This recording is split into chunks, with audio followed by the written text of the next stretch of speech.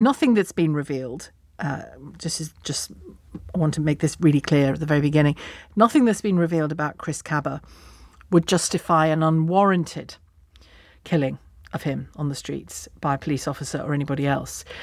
The question I suppose I'm asking you, when you have heard more of the detail around Chris Kaba, is whether the actions of the officer in question and officers in question trying to stop him in the car he was in were rational and reasonable.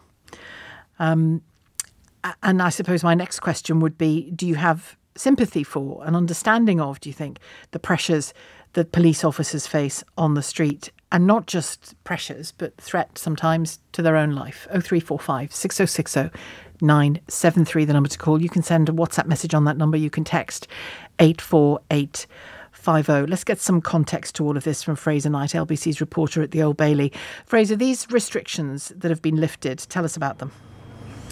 Well, Sheila, these restrictions were in place for the duration of the trial of Martyn Blake, and I have to make clear that the jury didn't hear any of this context in that trial and in the verdict that they delivered yesterday, the not guilty verdict against Martyn Blake. But today, the judge has decided to lift those restrictions despite an effort by Chris Kaba's mum to keep them in place. And what it means is that we can now report Chris Kaba's past, the fact that he was a core member of one of London's most dangerous gangs, the 6-7 gang, which operates around Brixton Hill. And more to that, he was also allegedly involved in 2 shootings in the week before he was killed by Martyn Blake, the armed officer. One of them in a busy nightclub in East London, in Hackney, where he's said to have fired on the dance floor towards a gang rival, and then again at him out on the street outside of that nightclub in Hackney.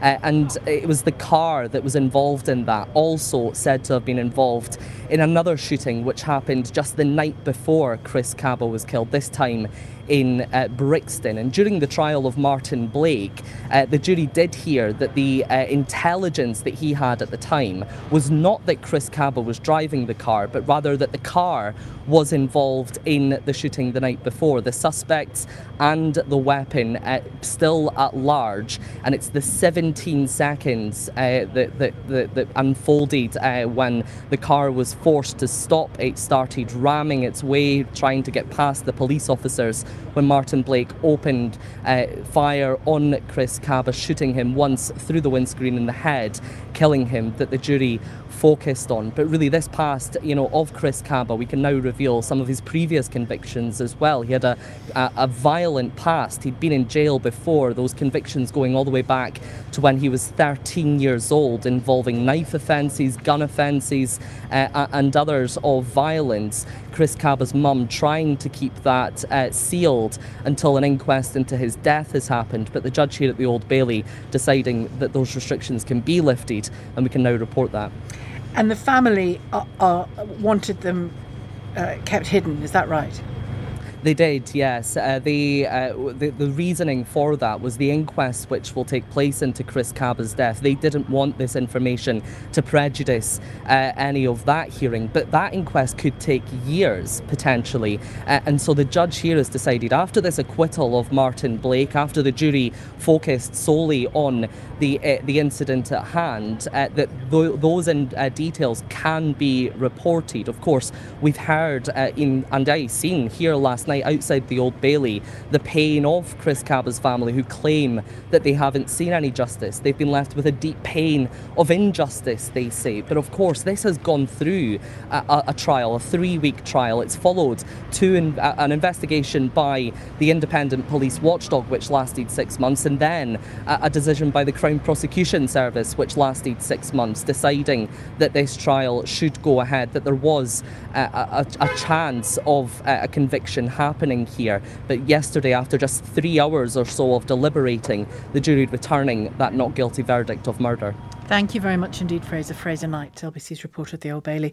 We'll talk in a moment to Chris Phillips, former head of the National Counter-Terrorism Security Office and a former detective chief inspector in the Met as well. But this is what the Met Commissioner Mark Rowley had to say after the verdict in the Chris Kaba trial yesterday. Any fatal use of force understandably prompts huge concern amongst communities, particularly in black communities where trust in policing is low. There remains much for us to do to strengthen confidence in our service, and we know incidents like this place further strain on already challenged relationships. No police officer is above the law, but we have been clear that the system holding police to account is broken. I worry about the lack of support officers face for doing their best. But most of all, I worry for the public. The more we crush the spirit of good officers, the less they can fight crime. That risks London becoming less safe. Chris Phillips, your thoughts on what the Met Commissioner said there, first of all, about that relationship between the public and police, and also about what police face? Yeah, thanks, Sheila. I think we need to ask ourselves, really, what do we want from our police service, our police force? We must understand that there are people in our communities right across, and the black community, the Asian community, the white community, who are very, very nasty and will think nothing of going out to kill and shoot and maim other people. We must know that. We must also be aware that there are many more weapons in our society now that are being used on a daily basis, whether it's knives, guns, or whatever. And we want our police officers to go out and keep us safe from those bad people. And if we do want that to happen, then we need to support them when they have to make very difficult decisions. And this is not to say that every police officer should be above the law. No, it's not. Absolutely not. And no police officer would ask that. But it's you have to use your common sense. People in the black community know very well that there are these nasty people out there. They want to be kept safe from them. And I think we need to support our police officers in doing that. The sense, when an officer shoots a gun and kills a person, the sense that it was justified, or at least reasonable in the circumstances, is really important, isn't it? That's got to be the central question, hasn't it? It is really important. And anyone that saw those videos yesterday, the series of videos, would probably come to the same conclusion that people were put at lives, and their lives were being put at in case risk. people haven't seen it, you're talking about the video of Chris Kaba and the car ramming into the and police car, the attempted arrest, and then the shooting by the officer. I think people are saying, look, this man was unarmed. Driving a car at people is not unarmed. We've had a series of terrorist attacks around the world where cars have been used as a weapon. We know that. And if you're standing in front of a car that's driving at you, that is a lethal weapon. There's no doubt about that. But I think the most important thing is here for society to get their heads around police officers generally trying to do their best to keep us safe, to support them. And this case really shouldn't have got to trial, because if you see that video, any sensible person seeing those videos would realise that the officer had more than good reason to think that he and his colleagues were at risk, and he took an action which I think most people would say is reasonable. And just an additional layer of information that they had, not about Chris Kaba or who the driver was, but about the fact that the car had been seen and was believed to be involved in the previous night's attempted murder. Yeah, exactly. Attempted murder with guns. So what do you want the police officers to do? If this was your son going out or daughter going out as a police officer, would you expect them to let themselves get knocked over or shot first before taking action? I'm sure you wouldn't. And I think any right-thinking person would say that police officers sometimes have to take really physical and difficult decisions very quickly, not with the use of 15 replays so that you can work out what's happening. They have to make decisions in a split second, which could, if they get it wrong, cause them or their colleagues to die. We were talking there about a car being a weapon. I mean, look at the still sadly relatively recent case of PC Andrew Harper, a tragic story. Yeah, that was a police officer that was killed by cars. But, the Westminster Bridge was a vehicle knocking people over and killing them. It's as simple as that. Cars are lethal. And if you drive them at people, they are You know, they are going to kill you just as much as a gun will. And I do get a bit perturbed by the general reporting of this as saying, look, this was an unarmed man. Well, he didn't have a gun in his hand. No, he didn't. But he did have a lethal weapon at his disposal, and that was the car. And in terms of trust, I mean, you know, this has been gone over many times, not least by the Met Commissioner himself, Mark Rowley, when he gave us that warning last year that, you know, repeated cases were going to come to court of Met officers facing charges, particularly of a sexual nature, of abuse of women and children, violence towards women and children. That hasn't done the Met any favours. It hasn't done any police force any favours, has it? And I know they're distinct things, but the relationship in the round feels all of that, doesn't it? It does, and I think that we're very good at beating up our services, whether it's the NHS or whether it's the police. You know, there are 130 odd thousand police officers out there. Of course, you're going to have people who are wrong-uns, and you know, every police officer that I know and have spoken to are disgusted by the actions of those that break the law like that.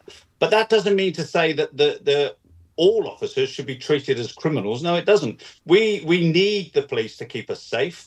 The police haven't been supported for 20 years now from successive governments, to the point where police officers are now have been moved away from the streets that they police. They don't have police stations anymore. There's no community policing anymore. And all we've got now is response policing. And we need to get to the point where we get back into the communities.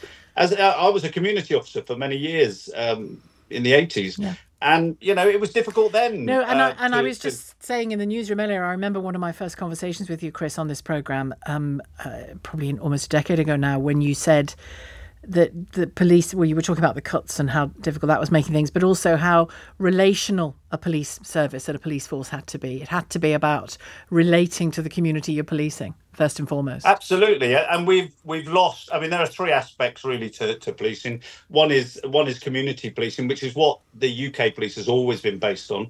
And we've lost that. We absolutely have lost that through cutbacks. You know, you used to be able to walk into your local police station and see police officers walking about, and you would have a relationship with them. Then you've got this response type policing, which is like a fire brigade policing, which is what we've been left with. And fire brigade policing doesn't build relationships with the community. You're in, you deal with an incident, and then you move away. And that is not what we've wanted.